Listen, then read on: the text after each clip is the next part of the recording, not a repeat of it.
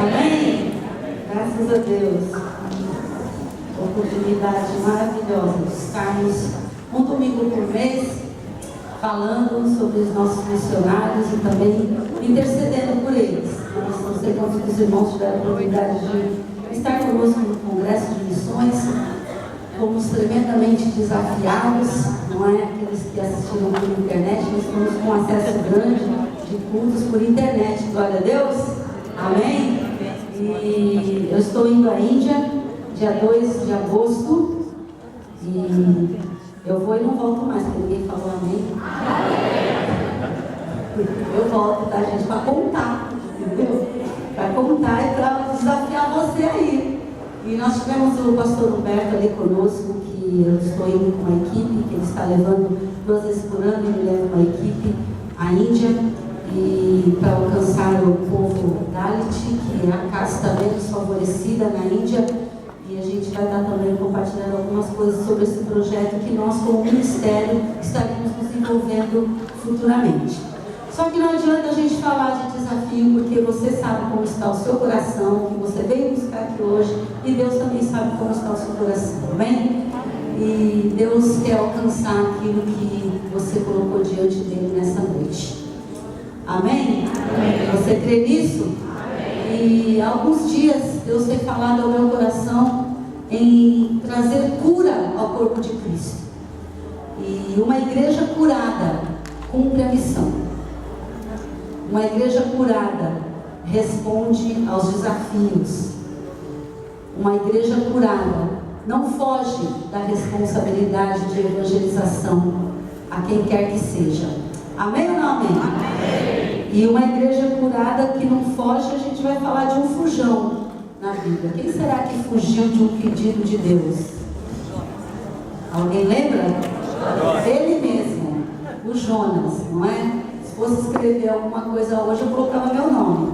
Você já fugiu alguma vez daquilo que Deus propôs para você?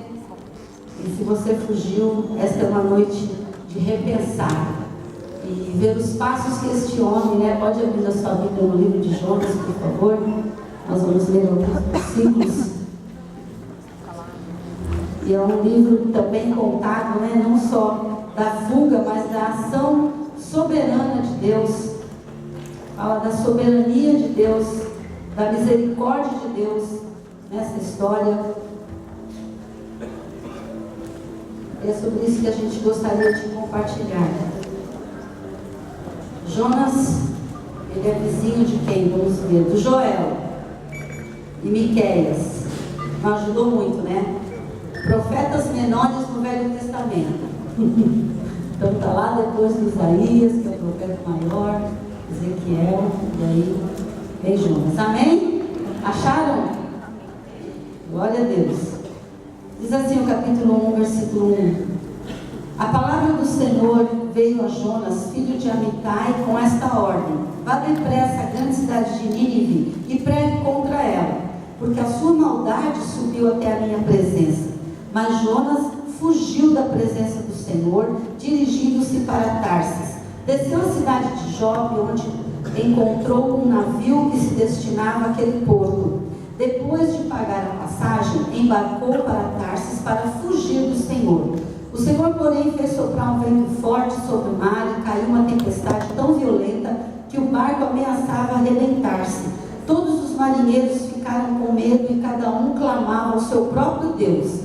E atiraram as cargas ao mar para tornar o navio mais leve.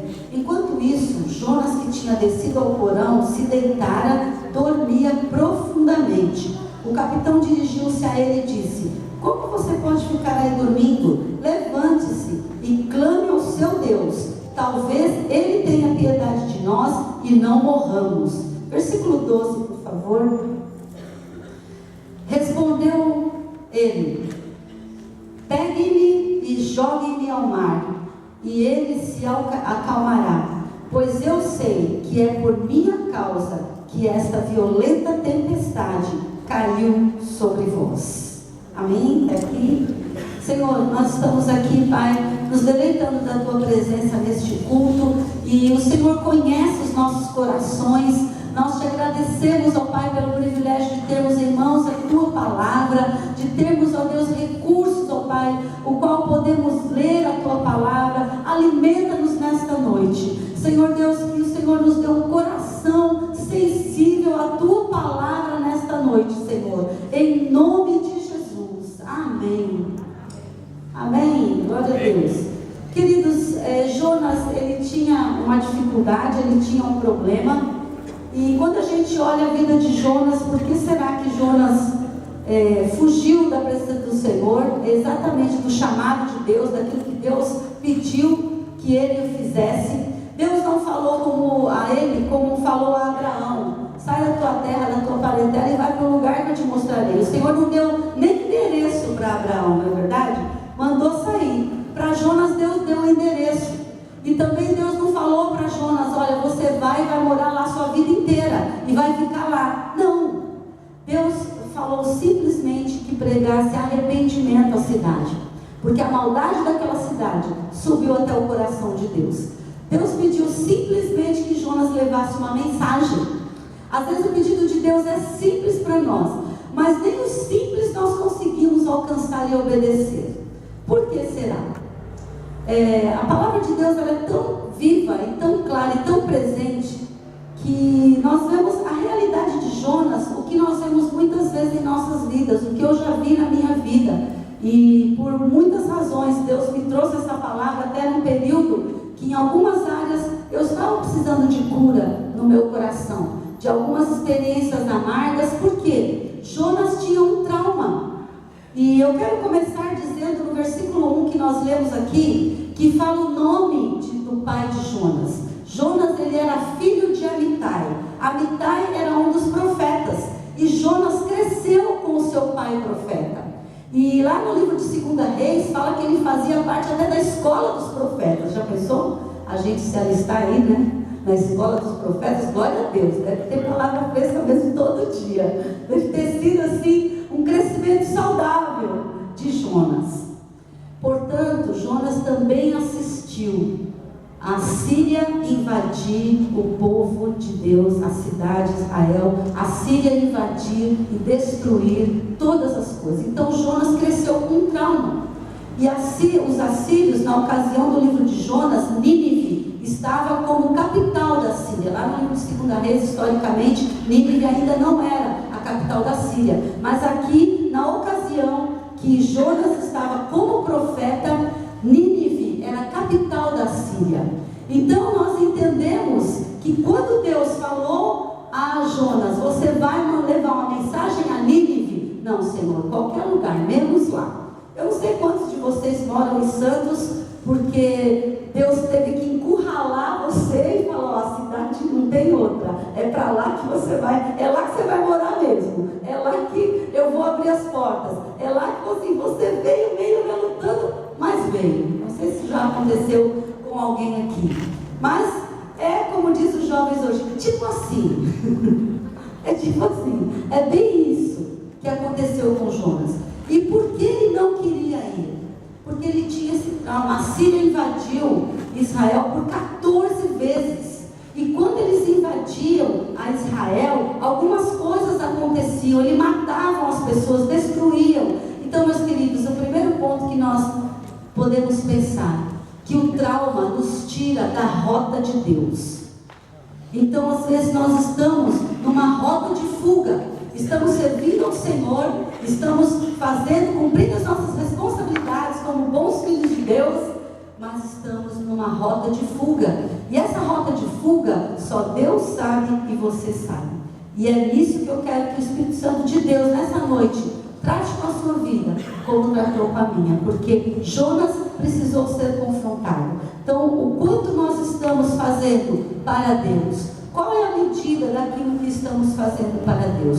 Como tem sido o nosso crescimento na fé, o nosso crescimento com traumas que nós conseguimos vencer, conseguimos encarar e atingir aquilo que Deus tem para a nossa vida, ou com traumas que nos paralisam, que se torna gigante e nos impede de fazer a obra de Deus. Impedimentos, trauma traz impedimentos que nos paralisam. Eu me recordo que quando nós éramos crianças e morávamos em Cubatão. E eu acredito que foi no ano 70, 71, que teve o que chamavam na ocasião a tromba d'água, né? Todo mundo falava tromba d'água, mas o que é isso, né? Já lembrava do elefante, criança. Mas veio uma chuva torrencial, houve uma cheia muito grande na cidade de Cubatão, e as pessoas perderam tudo, até conta muita gente hoje que vive, e uma das pessoas foi a nossa família. Eu lembro que o corpo de bombeiros teve que nos tirar e nos atravessar pelos muros da vizinhança, porque não estava, colocava a gente em maca, deitava, ia transportando de um muro ao outro para poder sermos salvos, e fomos, como nós vemos até hoje, infelizmente, quando há cheias, as pessoas ficarem em acampamento ou no abrigo na casa de alguns parentes. E eu lembro que depois nós voltamos à nossa casa, quando nós começamos a ver tudo enchendo, o fogão começou a boar, ficar boiando, a geladeira começou a ficar boiando, e nós saímos correndo até o ponto que estava o corpo de bombeiro para poder sermos socorridos. Eu, meus irmãos e minha mãe, meu pai estava no trabalho, não sabemos onde ele estava. Foi um pânico, foi um trauma quando criança. Até hoje, quando começa a escurecer tudo, ficar negras nuvens, a gente já lembra, vai cair alguma chuva, e vem aquela experiência. Para nós, já superamos, eu e meus irmãos, temos superado isso. Para minha mãe, até o dia de hoje, se temos uma viagem marcada, a primeira coisa que ela pergunta, se chove muito no lugar. Pergunta quantas vezes ela já foi no Recanto, acho que só uma ou duas. E a primeira coisa que ela pergunta, chove muito lá, porque deve ficar um barro, não dá nem para a gente ser socorrido se acontecer alguma coisa. O que é isso? Uma marca, um trauma. É dessas coisas que a gente fala, que fica colado nas nossas emoções, e para algumas pessoas é necessário até um acompanhamento para que vença, porque esse trauma se torna impedimento para você ir mais longe, até mesmo na tua vida pessoal, nos teus alvos pessoais. E queridos, Jonas tinha um trauma. O trauma de Jonas chamava Assíria. O trauma de Jonas no seu livro chamava Nínive. E que o Senhor nos liberte dos nossos traumas nessa noite. Amém ou não amém? Amém. Que o Senhor traga cura, porque uma igreja curada cumpre a missão. Então, nós aprendemos que esse trauma tira-nos da rota de Deus e nos coloca numa rota de fuga. Igreja que cumpre a missão anda na rota de Deus, não na rota de fuga. Amém? Amém. O que acontecia naquele lugar? Por que Jonas, que motivos Jonas teve para dizer não para Deus? Os mesmos que nós, motivos humanos, que vêm decorrente dessa marca que ele teve, decorrente da invasão da Síria. E três coisas aconteciam ali quando a Síria invadia Israel, para você ver a intensidade do que ele sentia no seu coração. A primeira coisa, quando a Síria invadia Israel, matava o profeta e toda a sua família. Jonas viu os profetas sendo mortos e toda a sua família. Ele deveria ser um privilegiado de ter sobrevivido. Por quê? Eles queriam acabar com a palavra de Deus, com a referência da lei de Deus entre o povo. Outra coisa que eles faziam, eles invadiam o templo do Senhor e destruíam o templo do Senhor para remover o que do povo de Deus? A adoração.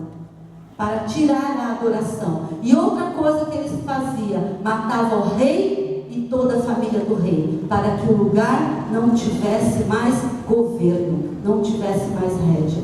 Motivos humanos se tornam gigantes e nos tiram também da rota de Deus. Decorrente do que? Das marcas e dos traumas. E na sabedoria de Deus, nós vemos aqui no texto, o que ele faz com Jonas, com o barco, com toda a situação. Vem uma tempestade. Irmãos, não espere a tempestade para Deus trazer cura no seu coração. Amém? Veio uma tempestade, porque Deus, Ele é Deus. Eu falei que esse livro representa o que? A soberania do Senhor. Ele é Deus, Ele é soberano. E Ele quer nos alcançar individualmente. E eu creio que esse alcance de Deus está aqui nessa noite, os braços de Deus estendidos para a nossa vida individualmente. Motivos humanos, talvez quando nós ministramos, o Espírito Santo de Deus já comece a dar a tua lista de motivos humanos, se é que você está na rota de fuga. Motivos humanos que tenham impedido você de florescer.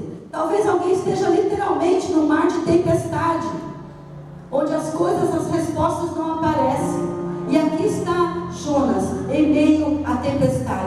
E nessa tempestade começa a outra fase de Jonas dentro da sua fuga, onde Deus começa a trabalhar para atraí-lo a ele. Começa uma fase de confrontos. Quando nós somos confrontados, o que conta é a nossa reação. Como reagimos ao confronto? E a partir daqui a gente começa a ver as coisas positivas na vida de Jonas. A primeira coisa que nós vemos quando ele é confrontado, ele não nega a quem ele pertence. Eu sou o filho do Deus Altíssimo, eu pertenço ao Senhor. E nós vemos isso, que ele fala a quem ele pertence. Outra coisa que, se você ler com detalhes, quando ele embarca, ele conta que está fugindo de Deus.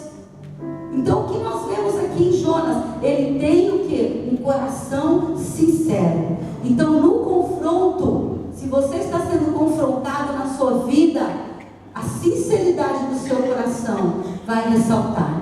Porque Deus ouve os sinceros de coração. Amém? Então não omita. Não faz de conta que está tudo bem. E na verdade é um momento de você reagir com sinceridade perante Deus. E foi essa reação que ele teve. Porque ele tinha uma crise pessoal. Ele estava ali, ele tinha uma crise pessoal. E ele foi confrontado. Seu primeiro confronto veio quando aconteceu a tempestade. E esses homens chegaram e o capitão do navio: olha, você clama ao seu Deus, que a gente está clamando no nosso. Quem sabe o teu Deus tem misericórdia de nós.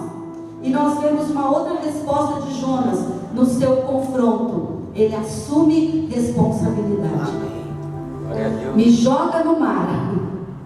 Pode ser, é por minha causa que isso esteja acontecendo. Me lança no mar. Ele tinha consciência disso, queridos. Quantas vezes nós estamos vivendo turbulências e a nossa falta de sinceridade e de assumir responsabilidade? Não, eu estou junto, eu sei que eu tenho que estar andando bem, eu tenho que estar alinhado com o que Deus tem para que as coisas funcionem. Então eu reconheço, eu preciso orar mais. Você já viu? Nós falamos sempre no ano de família, e às vezes na minha família é assim: ó, você tem que orar mais, você tem que orar. Ainda mais gente pastora, né, já chama, já aponta a responsabilidade. Aí eu sozinha não, nós temos que orar juntos. E às vezes em família tem isso, às vezes acontece na sua. Ó, ora por mim, nisso, tudo bem, mas você está orando? Jejua aí, porque vai acontecer isso, aquilo, e eu quero uma porta aberta nessa área. Aí tá, mas você vai jejuar? Não, essa semana não dá para jejuar, então você jejua por mim. Às vezes acontece isso. Não, é juntos, são juntos, vamos juntos. Vamos juntos, não, vamos orar, vamos jejuar, vamos estar andando juntos, para que essa tempestade passe e a resposta venha. Amém ou não amém? Estamos juntos? Glória a Deus. Ele admitiu pertencer a Deus. Ele teve um coração sincero e falou: olha, vocês podem me jogar no mar. Outra reação que Jonas teve positiva na sua história, quando ele falou: vocês podem me jogar no mar, que eu morra, ele estava dando a vida dele por aqueles marinheiros. Sabe quantas pessoas tinham no barco? 20 pessoas. Sabe o que eu quero que você identifique aqui? A cegueira que um trauma nos traz. Porque Jonas estava disposto a morrer por 20, mas não obedeceu a Deus para levar uma mensagem a 120 mil pessoas, que era a cidade de Jonas. E o que nós aprendemos com isso?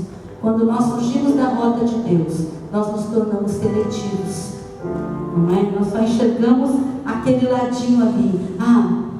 Tudo bem, eu estou aqui, ó, isso aqui só que Deus pediu para fazer, então eu vou ficar aqui. Deus já está passando a mensagem. Anda mais um passo, anda mais um passo. No Novo Testamento tem um versículo apaixonante que diz assim: se o teu irmão pedir para andar uma milha, o que diz? Ande 2. Não, hoje não dá não, hoje estou com dor na coluna, Senhor, não dá. Pede para outra. Aí tem minha frase que eu já ouvi alguém dizer, né? Senhor, para essa missão, eis-me aqui, envia meu irmão. Não dá para ir não, dessa vez eu não vou não. Vou orar para que o Senhor envie alguém. Aleluia. Queridos, como está a tua alma hoje? Qual é a rota que você tem seguido na tua vida? Porque Deus não quer um grupo seletivo de 20. Deus ama o mundo todo. Amém? Deus amou o mundo e entregou o seu Filho. filho. E nós precisamos receber de Deus, e recebemos quando decidimos seguir o Senhor. Senhor, aqui está a minha vida. E nós recebemos o amor de Deus, e para compartilhar o amor de Deus, nós queremos fazer a seleção. Deixa que Deus faça a seleção. Deixa que Deus declare a direção que você tem que tomar. No confronto, começa a cura.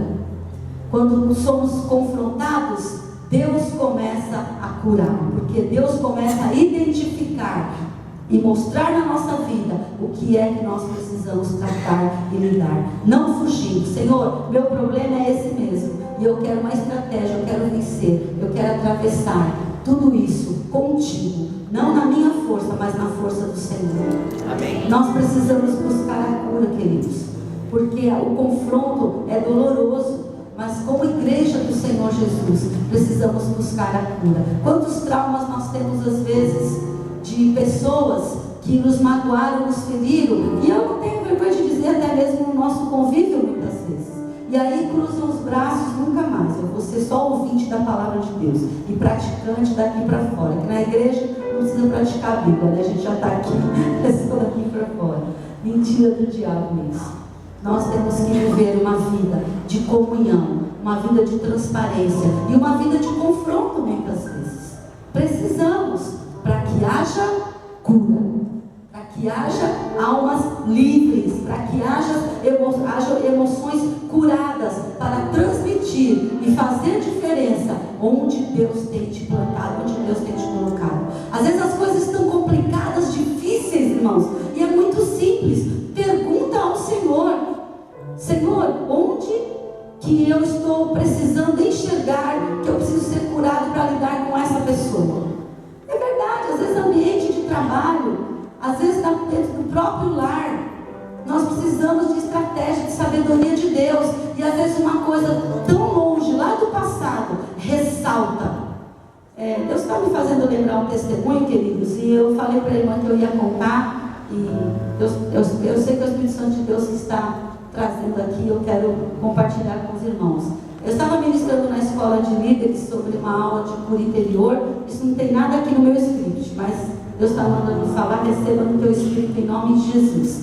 E ali eu dei um testemunho, sempre quando eu ministro sobre cura interior, eu sempre dou esse testemunho, foi com o meu professor, inclusive, há muitos anos atrás, e ele contava que um dia ele, por conta de algum problema, não deu para ele alcançar uma igreja, chegar até o lugar que ele iria pregar, e ele ligou para o pastor: olha, não posso chegar aí hoje, então eu vou ter que ficar aqui na cidade mesmo. E ele ficou em casa. Ele disse que naquele dia, ele com a sua esposa começaram a conversar, ele já tinha na altura mais de 20 anos de casado, e nessa conversa, a esposa lembrou de algo que ocorreu quando eles namoravam.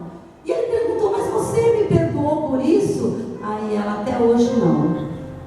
E ele entendeu que aquele dia ele ficou em casa para que houvesse cura na vida deles como casal. São pastores abençoados de Deus na cidade de São Paulo, foram os meus professores, a autoridade de Deus, e ali houve cura. 20 anos de casado, alguma coisa de 20 anos atrás amarrava um relacionamento, e de uma parte houve o silêncio, porque nunca teve a oportunidade de abrir. Deus vai te dar a oportunidade para você ser curado. E na escola de líderes, quando eu contei esse testemunho, um dia depois, para minha surpresa, uma irmã da classe veio falar comigo e falou: pastora, eu fiquei tão empolgada com aquele testemunho que eu cheguei em casa e comecei a contar a aula todinha para o meu marido, e a senhora não sabe o que aconteceu. Eu falei: o quê? Meu marido há 10 anos tinha uma mágoa no coração de uma palavra que eu falei para ele, e ele guardou aquilo. E no mesmo instante, eu pedi perdão para ele, nós começamos a chorar e nos perdoamos um ao outro, há mais de 10 anos. E sabe o que ele falou? Ele falou: todos os dias eu lembro dessa palavra que você me falou. E eu queria que você fosse para a escola de líderes, para que Deus falasse no teu coração. O casal da nossa igreja, estou dando testemunho porque ele autorizou, não é da nossa igreja séria. E aquilo foi um testemunho. E eu falei: você tem que contar seu testemunho para trazer cura na vida de outros. Porque às vezes nós falamos: só acontece com o outro. Imagina, guardar coisa do passado? Que isso, né? Nada a ver. Mas você sabe como está a tua alma.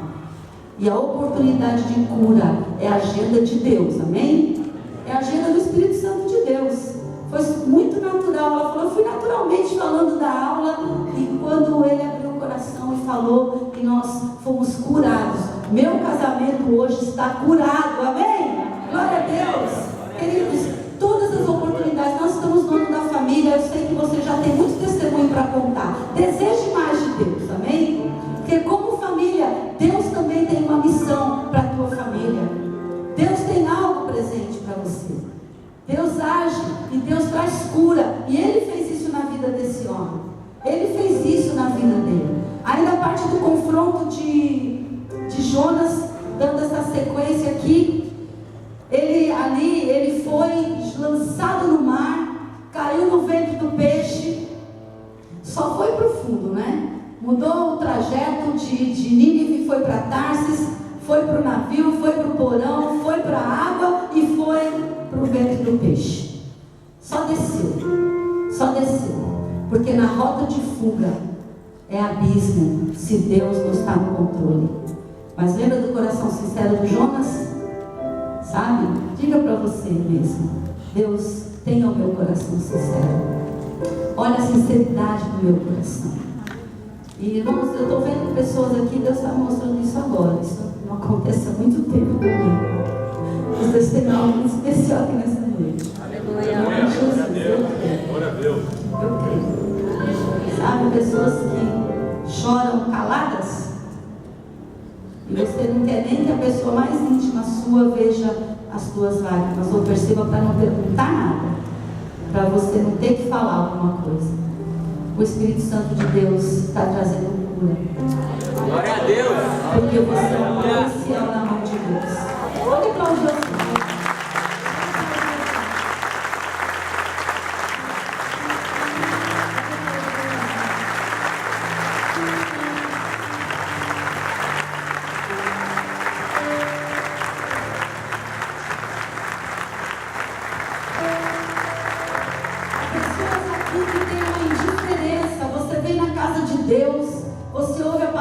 Deus, e parece que em poucos dias tudo isso fugiu de você.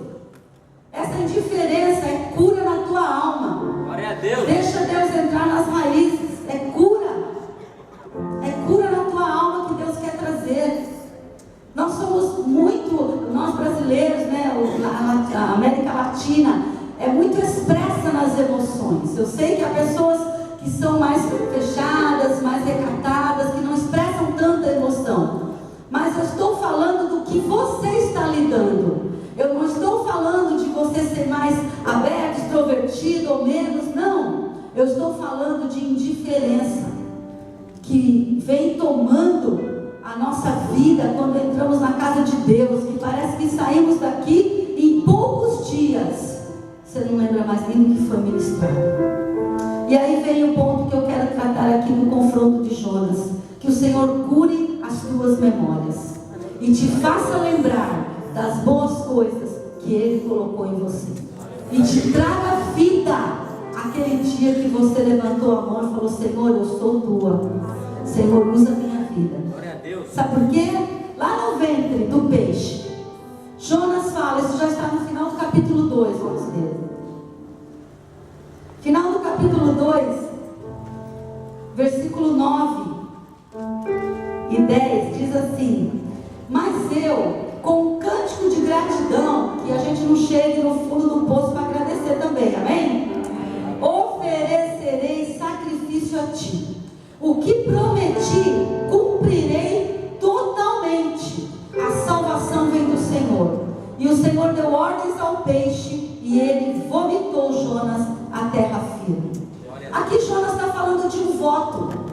Jonas está falando: Senhor, eu vou te oferecer sacrifício e eu vou cumprir o voto que eu fiz. Se você ler o livro detalhadamente, são 4 capítulos, mastiga essa palavra essa semana em nome de Jesus. E se você ver o livro todo, Jonas não promete nada para Deus. Jonas não cumpre voto, Jonas não fala de sacrifício. E aqui ele está dizendo que eu cumprirei todo voto. Que voto é esse? Que promessa foi essa? E quando a pessoa, o que acontece? aconteceu que quando a pessoa era dedicada a profeta, recebia a unção de profeta, os profetas ofereciam sacrifício naquele dia e faziam diante de Deus um voto. E esse voto, ele consistia em duas partes. A primeira parte do voto: Senhor, eu falarei tudo o que tu me mandares. E a segunda parte do voto: Senhor, eu irei a qualquer lugar que o Senhor me mandar. Ele lembrou do voto. Eu fugi e eu fiz um voto. Eu falei para Deus que eu ia onde Ele mandasse. Eu falei para Deus que eu falaria a mensagem que Ele quisesse. E eu fugi. E lá no ventre do peixe, Ele lembrou. Eu imagino Jonas sendo vomitado. Vai ver que até alguma tripinha veio colada nele, né? Coisa, cheiro que deve ser. E vale a pena lembrar que se você pesquisar na internet, você vai ver que é possível sobreviver no ventre de um peixe. Eu tenho um amigo que ele crê que Jesus nasceu de uma virgem, mas ele não crê que o Jonas conseguiu ficar 3 dias no ventre de um peixe, não é? E há um homem no ano de 1730 que caiu no mar e ficou no ventre de um peixe. E ele sobreviveu 15 ou 19 horas, uma coisa assim. E a cor da pele dele que ficou um pouco alterada por causa do ácido e algumas coisas já químicas dentro do próprio organismo do peixe. Então nós vemos que a própria ciência diz que essa história aqui não está escrita à toa. E tem mais coisa aqui que você vai descobrir comigo, como eu descobri que essa história é verídica e é para mim e para você nessa noite. Lembra o dia que você falou: Senhor, eis-me aqui. É esse voto que Jonas lembrou. Eu fiz um voto. Quantas coisas você prometeu ao Senhor e não conseguiu cumprir? Porque o trauma, a decepção, às vezes as amarguras da vida, as experiências amargas, o dia mau, como já foi ministrado aqui, tem sido ministrado, o dia mau, alguma coisa sucedeu e bloqueou isso. É esse voto que Deus está te fazendo lembrar nesta noite. É esse voto que o Senhor está esperando uma reação positiva ao confronto em nome de Jesus. Falarei tudo aquilo que me mandares falar e irei a qualquer parte que o Senhor me mandaria. Era a parte do voto do Jonas. Qual era a tua parte? Está vendo, queridos, como nós precisamos ser curados para cumprir a missão de Deus? Porque muitas vezes nós estamos aqui e recebemos desafios e não conseguimos corresponder a um pedido simples que talvez o pastor faça aqui à frente. E não entendemos o porquê. E às vezes a nossa alma é que está presa e não consegue ver. E eu peço nessa noite, Espírito Santo de Deus, que haja um desbloqueio nas nossas emoções.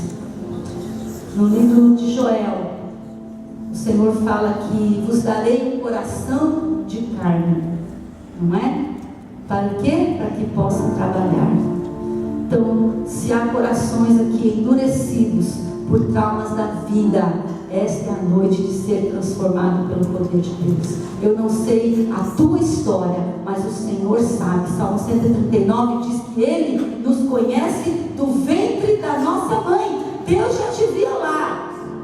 Você gostando da sua mãe ou não, foi Deus que te colocou lá dentro, amém? Amém. E o Senhor viu você e acompanha a tua história desde lá. Se falta confronto, e se a palavra de Deus está te confrontando nessa noite, diga sim ao Senhor. Diga sim, Deus, eu estou pronto. A rota de Deus, na rota de Deus, há um plano maior. Na rota de Deus, sabe por quê? Ele decide obedecer.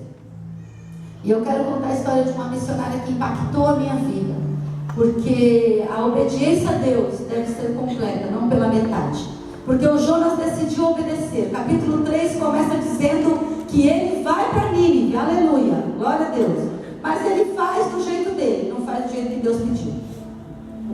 E lá no ventre do peixe, todo sujo, não é? Não sabia se ia viver, se ia morrer. Ele falou que ia cumprir o voto. Aí o capítulo 3, ele quer cumprir do jeito dele. No capítulo 3 diz que para percorrer a cidade precisava de 4 dias. O Jonas fez em um dia. Imagina, deve ter sido um corredor Deve ter sido uma maratona para ele. E o Jonas sai correndo e começa a contar. Olha aqui, Deus vai destruir a cidade, se arrependam, Deus vai destruir a cidade. Fez tudo em um dia. Falou uma mensagem com dureza no coração ainda, cumpriu o voto do jeito dele. E lá vem Deus na sua infinita misericórdia. Por quê? Já aconteceu com você, Senhor? O que eu estou fazendo aqui? Já que eu tenho que fazer, deixa eu fazer rápido. Já que tem que fazer isso daqui, vamos logo, vamos começar e terminar logo e ir embora. Não sei, né? Acho que ninguém aconteceu isso, não, só eu, minha conta sempre boa. E aí, o que esse Jonas faz? Vai um monte descansar. Gostava de dormir, né? Porque, tá vendo? Não é só da geração de agora, não. Jonas dormiu até na hora da tempestade. O negócio dele é dormir. Foi dormir, homem. E Deus fez uma planta, fez nascer uma planta para cobrir a sua cabeça, lhe dar sombra. Só que veio um verme e comeu a planta toda. Mais um confronto para Jonas. O confronto do verme agora. Teve da tempestade, teve na memória com o voto, e agora o confronto com o verme, que comeu a planta e ele ficou revoltado. E no final do capítulo 4 ele fala: mas Senhor, como que o Senhor faz um negócio desse? Que essa planta já morreu. E Deus fala a Jonas: você tem misericórdia de uma planta e não tem misericórdia de uma cidade inteira. E sabe o que acontecia quando ele estava com esse diálogo de Jonas? A cidade com Deus, a cidade de Nínive se converteu. Queridos, a obra de Deus anda conosco ou sem conosco. Mas o alvo de Deus, ele pode levantar outro para fazer aquilo que ele te pediu. Não vai ficar sem fazer. Agora, como fica a tua alma? Como está o teu coração? Esse é o ponto que Deus nos dá a oportunidade para cumprir o que Ele quer, o que Ele deseja. Porque normalmente, irmãos, nós atendemos tantas pessoas e normalmente o que acontece? Deus falou no meu coração para fazer isso, eu não fiz. Amém, né? Tem outra pessoa fazendo, mas você vê a tristeza. Às vezes estudo, eu queria tanto ter estudado isso, aquilo, mas não deu, né? Não tem problema. Tem outras pessoas fazendo. Eu vou estudar meu filho, então. E a frustração não foi vencida. É isso que Deus quer tratar aqui nesta noite, queridos. Deus foi muito enfático ao meu coração nesta noite. E eu quero orar com você nesse aspecto. E esse Jonas, que não teve misericórdia da cidade, mas ficou lá com a misericórdia da planta. Sabe o que aconteceu com a cidade de Nínive? A cidade de Nínive, ela adorava um deus chamado Dagon. Dagon era metade homem e metade peixe. E o que os ninivitas sabiam? Que de tempos em tempos o deus peixe aparecia do mar, vinha do mar e contava para eles uma mensagem, entregava uma mensagem. Então o que nós subentendemos? Que os ninivitas, olha aqui, é o deus peixe que está chegando, a gente tem que aceitar essa mensagem. Não podemos renunciar à mensagem que vem de Deus. O Jonas, na sua ignorância, na sua dureza de coração, foi usado por Deus da mesma forma, da mesma maneira. E o povo foi alcançado, e todos se arrependeram. E no lugar que no arquipélago onde Jonas foi lançado, houve testemunhas. E, inclusive a cidade foi descoberta que no seu original tem um nome com o J. Eles acharam que por ter J era porque Jonas era profeta de Deus mesmo. Então, queridos, Deus está usando a sua vida, você vendo ou não, você querendo ou não. Tem coração sincero aqui nessa noite? Amém? Teu coração está sincero. E se você precisa de cura, porque com o coração sincero você tem entendido que a tua rota está perigosa e isso vai te detonar, vai te derrubar lá na frente, essa é uma noite de vir para a rota do Senhor. E fazer as coisas por inteiro, não fazer pela metade. Porque Jonas poderia ter feito melhor. Jonas poderia ter caminhado tranquilamente, entregado a mensagem como Deus ordenara, com paciência e com amor. Ele entregou a mensagem de qualquer maneira. Há uma missionária que eu li recentemente e tocou muito ao meu coração. O nome dela é Sophia Miller e ela é americana, faleceu há poucos anos atrás com 93 anos de idade. A Sophia Miller, quando era jovem, ela passou numa praça em Nova York e tinha um pregador desses de caixote, sabe quando tem na praça que a gente gosta muito? Aquele, arrependam-se porque Deus amou o mundo de tal maneira. E a gente passa assim, né? Pois é, essa moça se converteu com um pregador desse. A palavra de Deus é a palavra de Deus, amém? E é pregada e traz salvação. E ela se converteu. Ela entregou seu coração a Jesus. Ela foi ser preparada porque ela quis ser missionária, entregou seu coração totalmente a Deus. Senhor, eu quero fazer a tua obra. E ela começou a evangelizar os índios na Colômbia e veio descendo a fronteira sem perceber. Ela entrou pela fronteira do Brasil e parou em tribos indígenas brasileiras. E nessas tribos indígenas, agora me deu branco, perdão, daqui a pouco ele lê, Curupacos. É uma tribo, a tribo Curupaca, que ainda existe até hoje. E um dos missionários brasileiros que está no Amazonas hoje conheceu 2 senhores que foram os remadores dela, quando ela ia de barco de uma ilha para outra, evangelizando. E ele ficou curioso para saber como era a vida dela, não é? Como que era a Sophia Miller? E ele falou, aquela mulher, eles falaram, ela era incansável, missionário. Ela não parava. Mas ela dormia à noite porque ela só queria viajar à noite. E os índios têm medo de navegar à noite. Mas ela só queria viajar à noite de uma ilha para outra, porque durante o dia ela precisava evangelizar. Tem muita tribo para ser evangelizada. Então vamos viajar à noite, que cedo eu já estou do lado de lá e já posso evangelizar. E o que ela fazia à noite? Dormia? Perguntou ele. Não, ela não dormia. À luz de uma lamparina, ela fazia tradução da Bíblia. Irmãos, nessa tribo Curupaca hoje tem o Novo Testamento na língua nativa deles, escrito por uma missionária que veio sem querer, atravessou a fronteira, deu a sua vida no Brasil. E hoje essa tribo é uma tribo alcançada. Aleluia! Ela voltou à sua terra, ela foi entrevistada por alguns jornalistas. Morreu há poucos anos atrás, com 93 anos de idade. E o jornalista perguntou para ela, como foi seu chamado? Você ouviu alguma coisa? Aí ela falou, meu chamado? Não foi alguma coisa assim. Eu entreguei meu coração para Jesus, eu li uma ordem e decidi obedecer. Irmãos, isso mexe muito com o nosso coração. Porque às vezes nós achamos que o Senhor, alguém vai usar profeticamente. Deus, o que eu preciso? Irmãos, a igreja do Senhor Jesus recebeu uma ordem, é só obedecer. E eu tenho entendido no meu coração que muitas vezes nós não obedecemos 100%, não 50% como Jonas fez, porque falta cura na nossa alma, falta entendimento, falta desbloqueio. E essa tem sido uma mensagem que Deus colocou ao meu coração, porque não é simplesmente para fazer a lição, é para a vida toda. Porque Jesus floresce na nossa vida quando estamos no nosso lar, quando estamos na nossa casa, quando vamos comprar o pão, quando vamos lá, o açougueiro está te vendo no supermercado, o caixa que você está passando o cartão, a fila que é enorme, aquele caixa que bem na hora que você chega fica encrencado, como você fica irritado ou fica ali, não é? Com a graça do Senhor sobre a sua vida. Quando a cura do Senhor vem, e a Bíblia fala do rio que cura, que é o Espírito Santo do Senhor, é para fazer diferença em todas as áreas, sabe? No teu escritório, na entrevista que você dá, na pesquisa que você faz, na tua preparação de TCC, sabe? Na mamadeira que você está preparando no seu filho, que é seu discípulo, aleluia.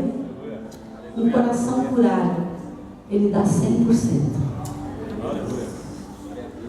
O que será que nos falta para cumprir o chamado de Deus na nossa vida? Deus surpreendeu Jonas, e eu quero dizer que Deus vai nos surpreender também. Deus vai surpreender a sua vida. Eu nunca pensei de ter a oportunidade de ir à Índia. Eu continuo pedindo oração aos irmãos que meu visto ainda não chegou. A nossa passagem está comprada para dia 2 de agosto, daqui 15 dias, menos 15 dias. Então eu peço que os irmãos orem conosco, porque esse visto chega esta semana. E eu nunca pensei de ir à Índia. Eu me converti aos 17 anos, aos 14 anos, e aos 17 Senhor, eu quero evangelizar, eu quero fazer a tua vontade, e o meu alvo era só evangelizar. Eu nunca pensei em responder pelos missionários, estar num treinamento missionário. Os irmãos já ouviram eu falar isso, mas eu quero lembrar isso para você nessa noite, porque a rota de Deus é diferente da nossa. Sabe? Se você decidiu na sua vida, eu quero ser um profissional, mas eu quero ser bênção, amém. Fique na rota de Deus, porque Deus pode te levar para ser um profissional lá na Índia, não sei.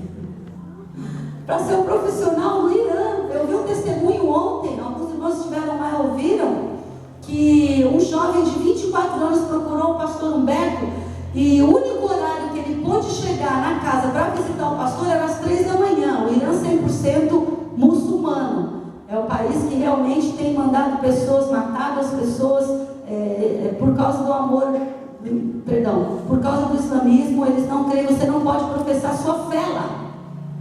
E lá, irmãos, há milhares de células. Nenhum amém? Amém. Meu Deus, células, tem células aqui? Amém. Não estou falando de outra língua não, né? Células. Esse rapaz é um dos líderes de célula subterrânea, escondida. E sabe o que ele falou, pastor Roberto? Fala no Brasil que nós estamos aqui, que há uma igreja do Senhor Jesus aqui no Irã, que nós ainda estamos escondidos, mas que um dia nós vamos professar e esse poder do Islã vai cair em nome de Jesus. Sabe o que o pastor perguntou para ele? 24 anos, o jovem. Mas você não tem medo? Você pode ser morto. Ele falou, pastor, eu já morri. Quando eu aceitei Jesus, eu já morri. Eu só não sei o dia que vai ser meu enterro. 24 anos. Um iraniano, salvo por Jesus. Glória a Deus. Aleluia. Eu não sei qual tem sido o teu preço para servir o Evangelho. Ontem eu tive uma surpresa muito grande no nosso congresso. Eu fui, depois que eu dei seminário, eu fui chamada por um jovem do nosso ministério, e ele estava acompanhando uma moça que é filha de muçulmanos libaneses aqui em Santos. Ela se converteu, escondido do pai, se batizou. Ela tem frequentado a igreja sem a família saber, porque ela sabe que não pode nem tocar nome aqui em Santos, porque essa é a lei do Islã. O Islã crê que Alá é o seu Deus. Maomé foi o último profeta depois de Jesus. Então Maomé é aquele que tem que ser adorado, e são os descendentes de Ismael. E nós clamamos a Deus por esse povo que tem dado a sua vida pelas nações, esses homens bombas que nós vemos, que têm vindo de lá, porque eles creem no seu Deus, e pelo seu Deus eles morrem pela pátria. Eu quero encerrar sobre a Índia, sobre a casta Dalit que a gente está indo para alcançar. Os Dalits são os intocáveis, aquela casta que eu vi um quadro, inclusive, uma palestra que eu tive esse ano, que eles têm um copo de barro, eles tomam e quebram. Ninguém pode tomar no copo que o Dalit toma.